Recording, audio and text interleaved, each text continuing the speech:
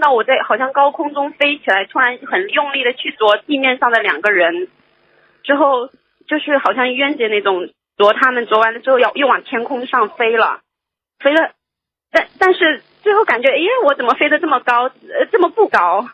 是不是我前世做过鸟呀？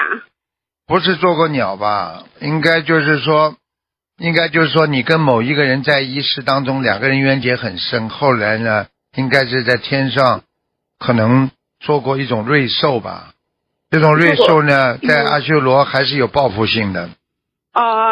所以2个很明显，所以他看到，所以你看到了他前世的那种冤结的人，你去啄他，这就是为什么人间经常发生这些动物袭击人的事情，明白了吗？